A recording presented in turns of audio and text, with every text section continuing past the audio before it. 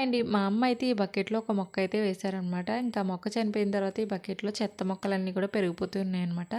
నేను ఏదో ఒక మొక్క వేద్దాం కదా అని చెప్పేసి ఆ బకెట్ అయితే పక్కకంతా తీసుకొచ్చి ఆ బకెట్‌లో ఉన్న ఆ చెత్త మొక్కలు, పిచ్చి మొక్కలు అవన్నీ కూడా పీకేసాననమాట.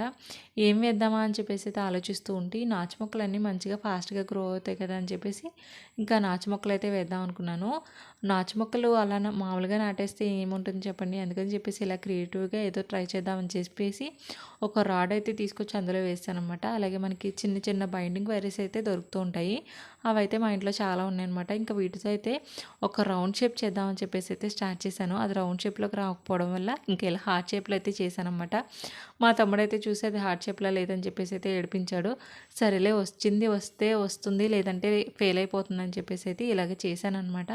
ఇంక ఇది ఎలా వస్తుంది ఏంటనేదంతే మీరు చూడాలనుకుంటే గనుక మన ఛానల్‌ని సబ్స్క్రైబ్ చేసుకొని ఆ వ్లాగ్ కోసం అయితే వెయిట్ చేయండి. Thank you for watching. Bye.